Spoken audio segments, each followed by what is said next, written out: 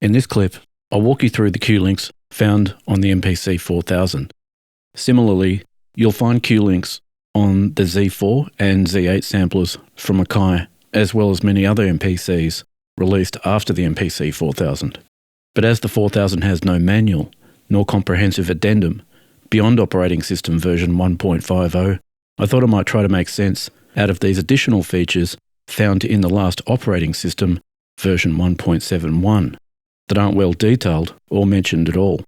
For best viewing, I recommend watching the clip on a larger display such as a laptop, desktop, TV, etc.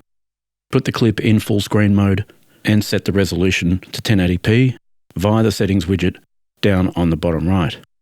If you find the clip useful, give it a thumbs up, subscribe for more, and share it with those it may help. For those after sample packs, check out store.tonelab.au, where you'll find instruments ready to play in your hardware and software samplers. The MPC4000 was the first MPC to debut Q-Links. For those unfamiliar with Q-Links, Q-Links are quick links located on the panel here. These have appeared on most MPCs since the release of the MPC4000. Some have more, some have less. But in terms of the 4000, it has 4 rotary type Q-Links and 2 vertical fader type Q-Links that can be customized by pressing the Q-Link setup button and assigning each one to a specific feature inside the MPC. There's literally dozens of features these Q-Links can be assigned to in and around the 4000, which you do by cursoring into the assign field and then dialing through the list of destinations that you can modulate by moving the relative Q-Link in real time and potentially even record into sequences. So, for example, I could assign pitch to Q-Link 1, which will affect the pitch of all parts in the MPC4000. Or in other terms, when I turn the Q-Link, it raises or lowers the pitch of any sample in any part.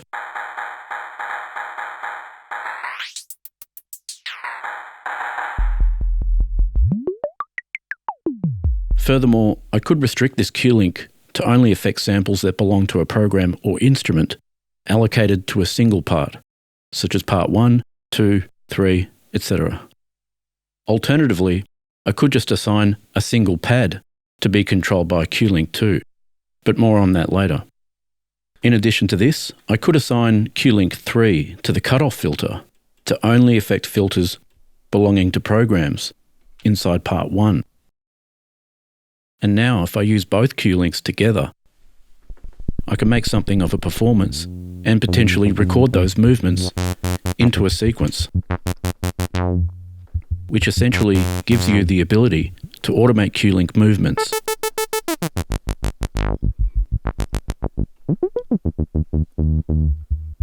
What's even cooler is that your Q-Links are not just restricted to parts in the sequencer. If you cursor onto the part label itself, you can toggle this from part to effects.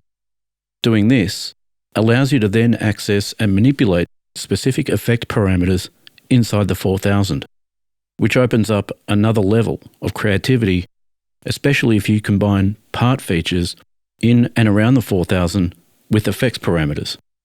Now, I should mention that there's no real difference between vertical and rotary Q-Links. These all share the same list of features that you can assign to them. There's just 2 types, in case you prefer a certain physicality over one or the other. So you can go ahead and tailor each Q-Link controller to suit what you're most comfortable working with. There's over 50 parameter destinations that you can choose from to assign to a single part or across all parts. And that doesn't include effects destinations. If you add the sum of all the different effect parameters to the total number of part parameters, then we're probably looking at well over 100 unique destinations that these 6 Q-Links can link to. And then, depending on which effect you have in your effects slot, you'll be presented with a unique list of parameters pertaining specifically to that particular effect. This provides a way for you to create performances with effects that you could also record into sequences too.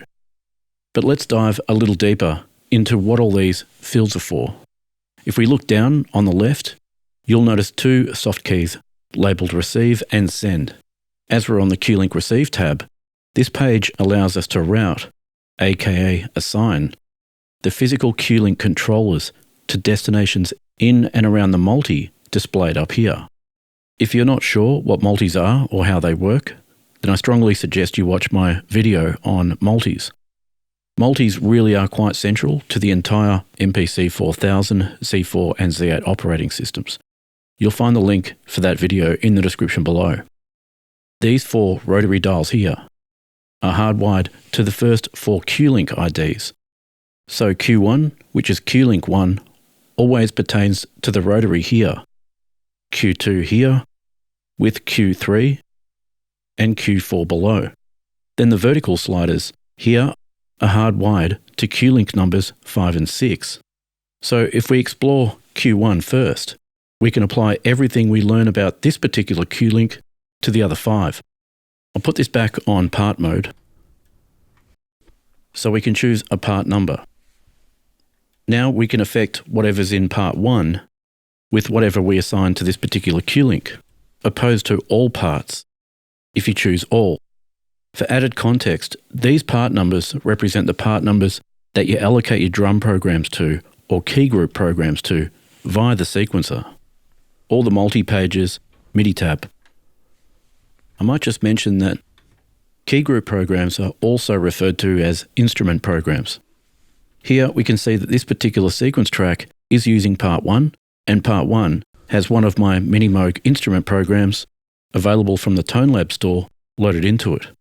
That means if we return to the Q-Link setup page, we can set this Q-Link to only affect the Minimoog by choosing part 1.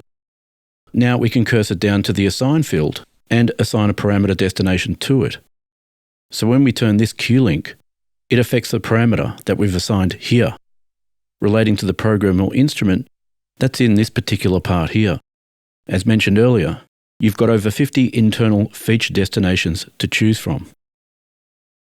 So things like amplitude, pan, pitch, LFO controls, filters, envelope sections, and many other elements commonly found in synthesizers are in this list that you can control from your Q-Link.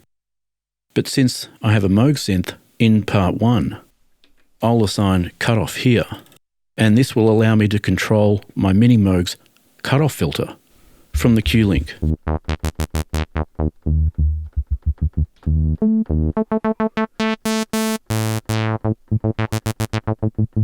As a tip, if you're wanting to use a filter, just check that you have a filter in place via the program page, then the Edit 1 tab, and yep, I can see there's a filter there. Then if I turn Q3, you can probably hear the filter is being controlled by the Q-Link, which is pretty cool. And for added context, if I change my part number away from 1 to something else, then moving the Q-Link won't affect my Minimoog any longer, as this particular Q-Link is now targeting whatever program will be in part 2. But this is how you distribute your Q-Links to affect separate drum programs or key group programs, aka instruments, across different parts, albeit programs that you may be using. But let's keep digging and cursor into the range field of Q-Link 1. This is where you customize the span of what your Q-Link can cover in terms of its lowest and highest values. So a simple explanation of this would be if our assign field was set to pitch, which it is, then all the way down on the Q-Link would reach the lowest value, being -100, and my samples now play an incredibly low pitch. And vice versa.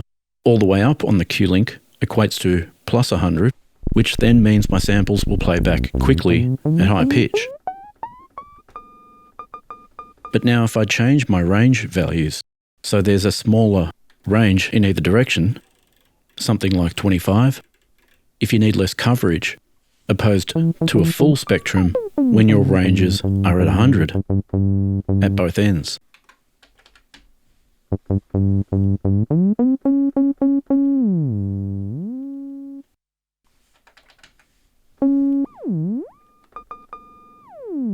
some circumstances, and with certain parameter types assigned, you might not need any negative values at all, just positive, or vice versa. In those cases, you just have to set a negative value of 0.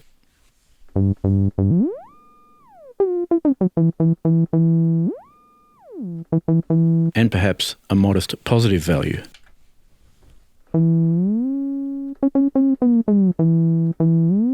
Or vice versa, with regard to negative values being minus 100 and a positive value of 0.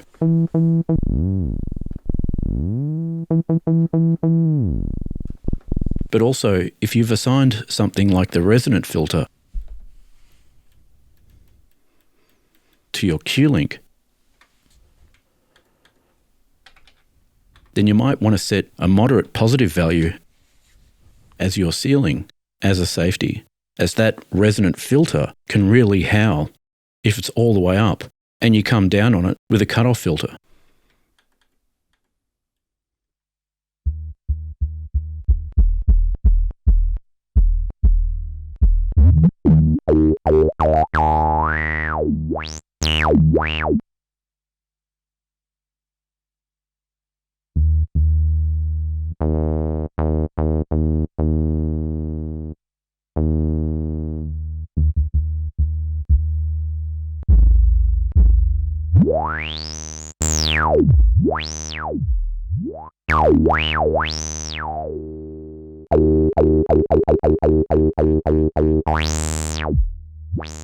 To prevent the howling, use the Q-Link range to limit the scope that it can reach before potentially damaging your ears and/or speakers.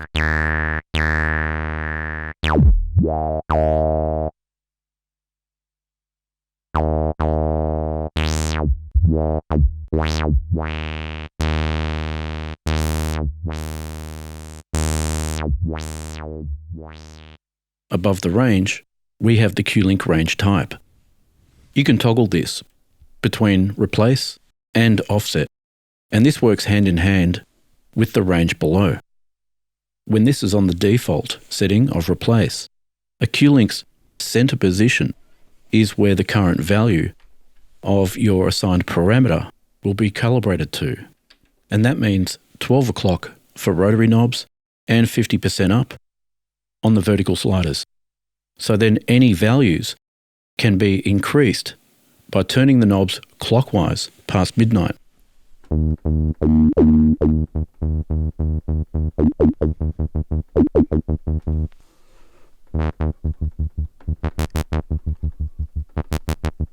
And therefore, turning the Q-Link counterclockwise below midnight will likely decrease your assigned parameter, but then that's also only possible if the assigned parameter permits values less than 0, which is not always the case.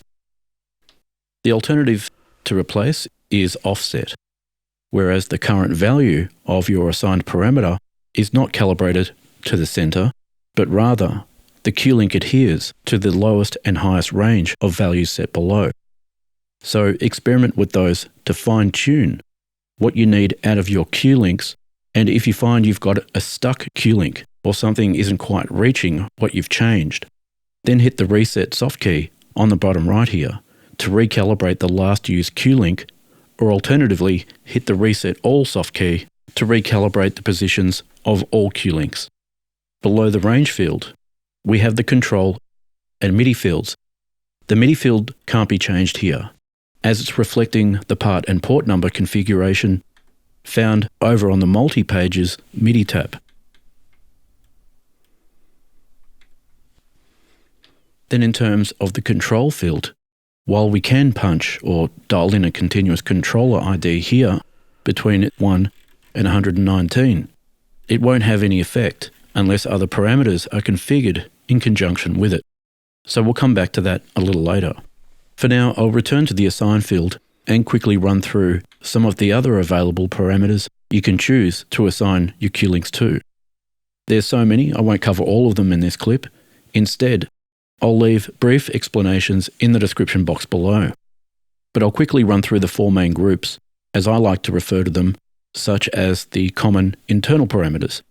These are things like amplitude, pan, pitch, LFOs,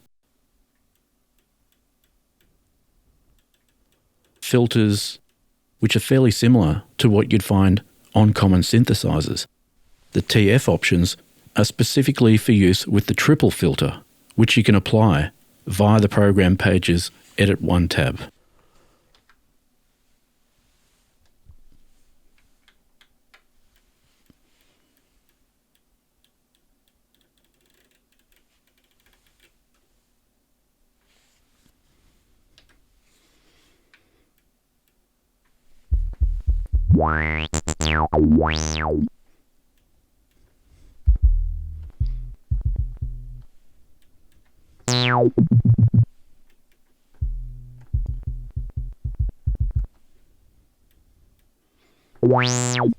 You can configure 3 cutoff filters and 3 resonant filter options that pertain to elements of the triple filter, so a slightly more exotic filter type available there for you to mess around with. Then you've got the EXT types, numbered 1 through 8. They might give off the impression they're external options, but in fact they're routed to the program modulation matrix that you can find also by visiting the program page and hitting Open Window. And so I'll show you how to make sense of this and these options. First, I'll put a few EXTs in our program modulation matrix. I'll go down to Mod 5, cursor into the source column, then dial up EXT as the source for Mod 5. And the destination for EXT1 to effect can be pitch. And we'll add some depth amount to that. I'll put 100. The next line down, Mod 6, can be EXT2 and have a destination of LFO1 depth. You can think of EXTs like auxiliary buses, only they're more like modulation buses. So if we return to the Q-Links setup page, Q-Links 5 and 6 can be assigned to EXT1 and 2.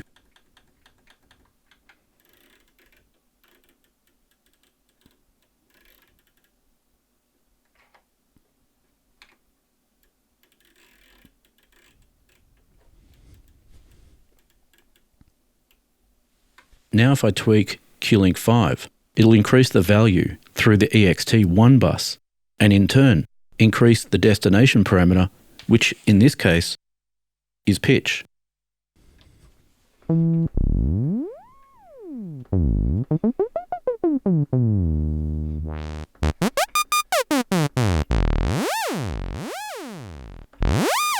Q-Link 6 should dial in a wobble from the LFO, much like the behaviour of a mod wheel on most common keyboards.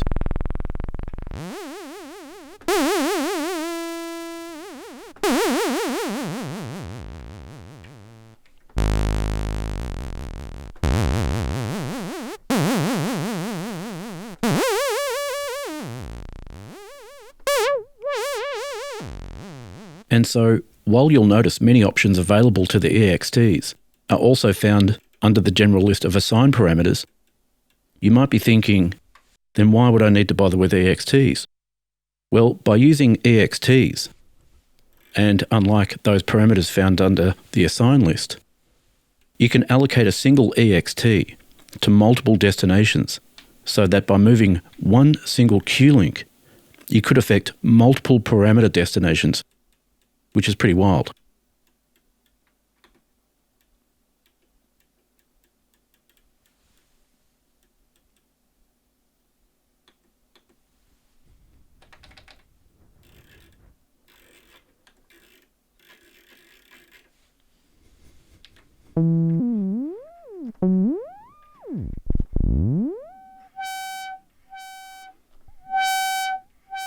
The only real caveat over EXTs compared with the regular list of assigned parameters is that they only offer the replace option under type. There's no offset option available. And the same can be said about effects too. Speaking of effects, next we'll cover how Q-Links can integrate with effects. Now let's choose one of these Q-Links and swap out the part control for one of the 4 effect slots. And similarly, you can take any other Q-Link and toggle it from part to an effect slot too.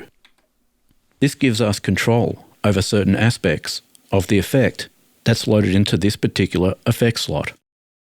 So let's say, for example, we have or want a ping-pong delay in effect slot 1. To do that, visit your effects page and dial in a ping-pong delay, or any other effect you prefer, into the effects slot that corresponds with the effects number you've dialed into your Q-Link. Then take note of the letter next to send, in my case A, and visit the mixer page. Make sure you're on the part mixer, not the pad mixer, and route any particular part you want to be affected into your send bus. Mine was A, and my program is in part 1. So part 1, send A, and dial in a sufficient amount of send level into that effects bus via your part channel. Oddly enough, we need to use the Q-Link dials to do this, but the system overrides your custom Q-Link configuration while you're on this page. And now if we return to the Q-Link setup page, this Q-Link is now assigned to control the wet-dry balance of the ping-pong delay, which is allocated to effect slot 1.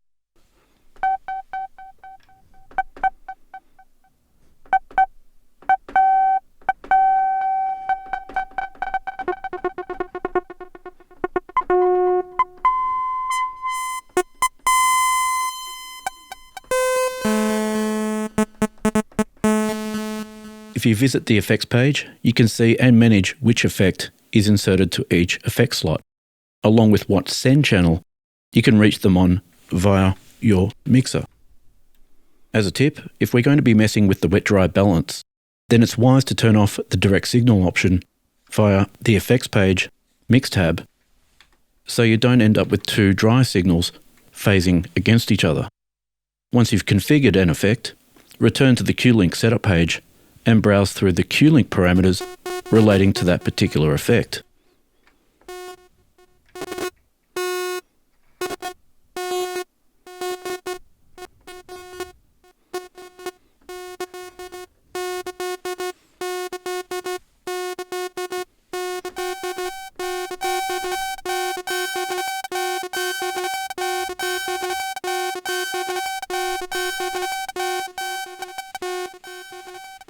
Again, you can adjust the range that this Q-Link can reach across that particular parameter too. And I could also copy those settings over to my rotary fader. Similarly, we could configure the second fader to control the feedback while the first vertical fader controls the wet-dry balance. So then, by raising the second fader all the way up, the Q-Link increases the value of the feedback amount for an infinite echo delay. Then pull fader 1 down to dry out the effect entirely. And this sort of combination can be useful across many styles of music.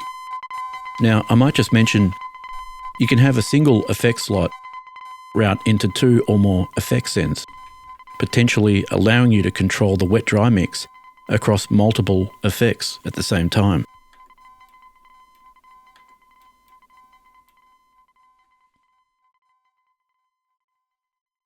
Now we've covered most of how the internal Q-Link routing system works. There's so many ways of routing and busing these things. It's probably one of the most underutilized features of the 4000. But then if you haven't seen this before, then it's like getting an operating system upgrade. Next, we'll take a look at the Q-Link step sequencer. So pressing the Q-Link sequencer button presents you with something resembling a vintage step sequencer, only this one's got access to your Q-Links and quite possibly your external synthesizers, drum machines, and effects too. On first glance, you'll find 4 rows of Q-Link knobs with 16 steps. Each step is a graphic representation of where each Q-Link position is at any given step across the measure. And the way to configure each step is cursor down to select a specific step number, then tweak the desired Q-link where you'd like it to be. Then if need be, move to another step and repeat as often as you like.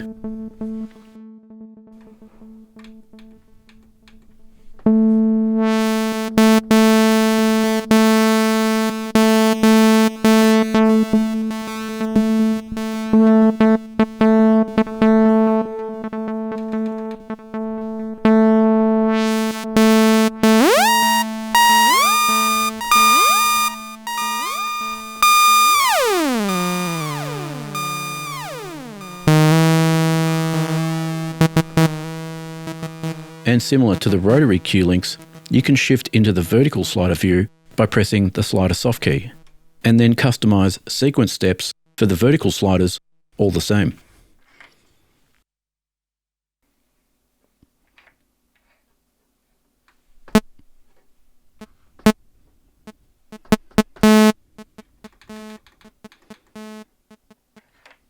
Then return to the knob view by pressing its soft key.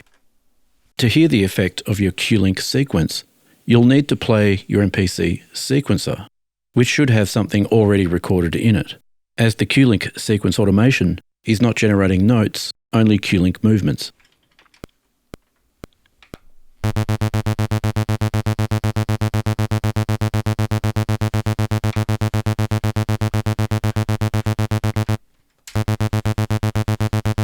So you can engage the Q-Link sequencer on and off by pressing its button here, and then press Play Start on your MPC.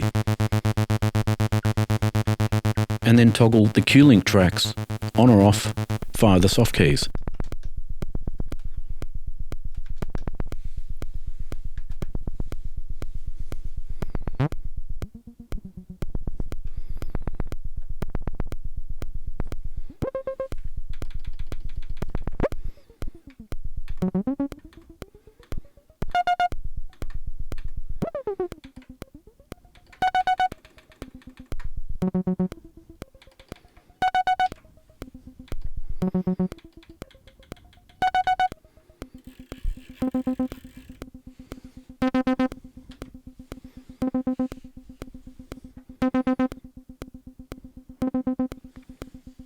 So overall, it's like having a virtual modular sequencer layer that plays over the top of your MPC's sequencer. Up the top up here, we have the steps per measure indicator. You can have quarter notes, eighth notes, 16th, 32, and then 64th notes. So you can consider this as your step resolution in relation to your Q-Link sequence pattern. So for example, if you have this on 1/16th, then every step is active, opposed to say a quarter note step resolution, then steps 1, 5, 9, 13 are active, and anything else in between those is repeated. But it also depends on your sequence length too. So experiment with that because it can really do some cool stuff. Finally, you could potentially record this Q-Link sequence into your MPC sequence as Q-Link automation by initiating an overdub and play or play start.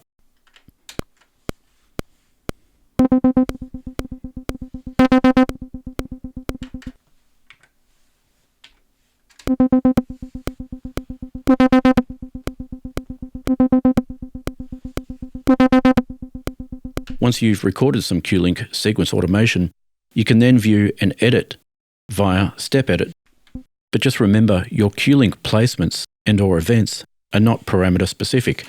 Essentially, the data recorded is the physical Q-Link knob or slider positions, rather than the parameter at the destination they're manipulating. So if you recorded these knob and slider positions throughout, and then changed their assigned parameters, the Q-Link positions remain as is, but will trigger whatever newly assigned parameter you've put in place, for better or worse. Also, at the top of the Q-Link sequence window, the current MPC sequence is displayed, and for good reason too. This is where the Q-Link sequence knobs and fader values are quietly stored. You can select a different sequence, but if you do, you'll notice you recall a different Q-Link sequence too. So keep that in mind, as having a Q-Link sequence layer over your existing MPC sequence might be confusing to start with. But as mentioned earlier, you can always record what your Q-Link sequence is doing into your MPC sequence, which you might want to do if you need to copy or edit your Q-Link events in greater detail and convert them into phrases, etc. Next up, we'll look at the Q-Link setup page's Send tab. Here we have the output targets of each Q-Link. It can be a little tricky to wrap your head around at first, but if the receive page is where the Q-Link controller data is routed to, then the send page here is where you can completely disable the physical Q-Links by turning them off. And if set to off, the Q-Links on the adjacent page no longer receive the controller values and can't provide a data stream to the assigned parameters. However, if we change one of these from a Q event option to a pad option, then tap a pad to select it and change its assignment, then you can output values directly to a pad.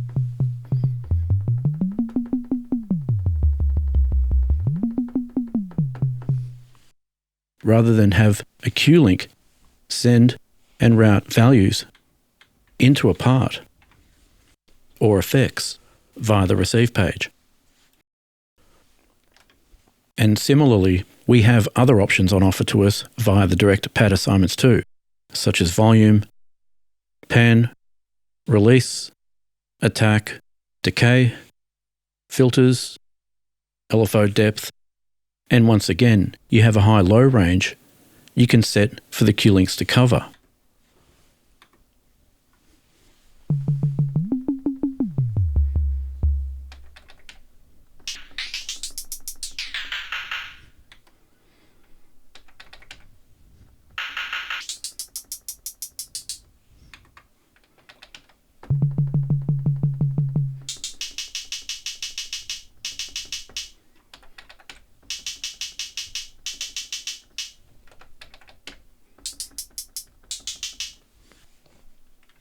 Q events are the default settings for each Q-Link and is how you can make grander controller configurations via the receive page.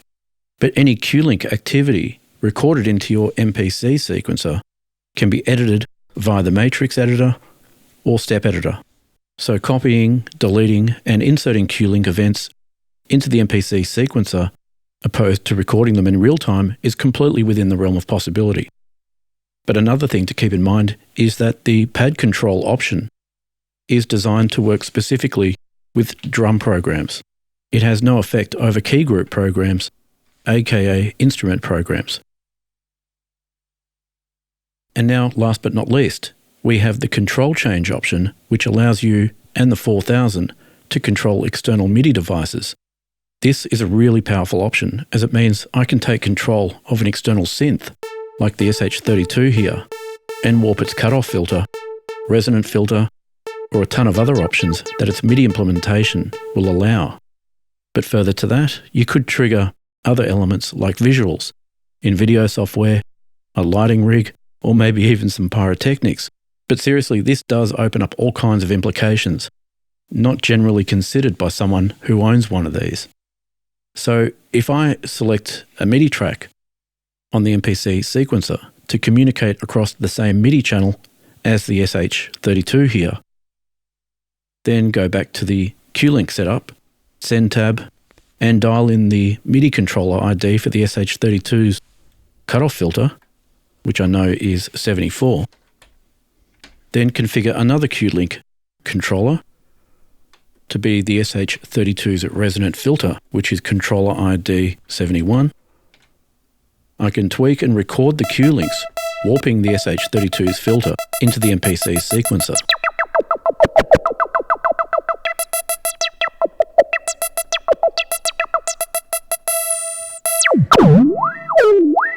Alternatively, I could just automate the SH32's filter via the Q-Link sequencer, which is a lot of fun to mess around with.